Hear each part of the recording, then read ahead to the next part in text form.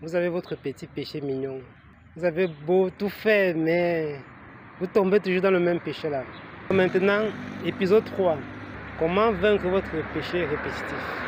Comme Dieu a recommandé à Caïn, je vous laisse le verset biblique. Caïn fut très irrité, et son visage fut abattu. Et l'Éternel dit à Caïn, « Pourquoi es-tu irrité et pourquoi ton visage est-il abattu? Certainement, si tu agis bien, tu relèveras ton visage, et si tu agis mal, le péché se couche à la porte, et ses désirs se portent vers toi, mais toi, domine sur lui. » Pour dominer le péché. La suite de notre message pour dominer le péché est une activité physique. Il faut bien comprendre que votre corps est la maison du Saint-Esprit.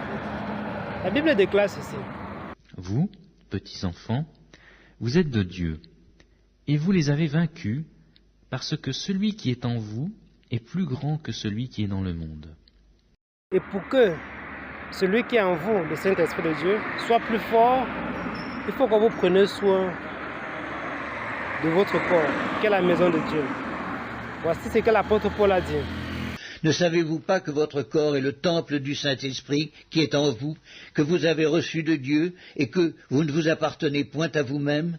Prenez soin de votre corps, qui est le temple du Saint-Esprit.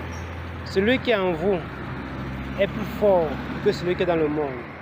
Le Saint-Esprit de Dieu qui est en vous est plus fort que le péché qui est dans le monde. Et vous pouvez dominer votre péché répétitif.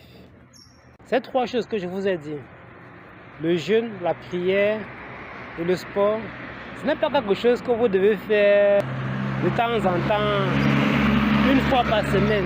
Non, c'est un mode de vie, un style de vie. Et ce style de vie a beaucoup d'autres avantages. Vous allez non seulement vaincre vos péchés répétitifs, vous allez expérimenter une plénitude de l'Esprit de Dieu. Allez, portez-vous bien et à très bientôt. Allez, ciao, ciao.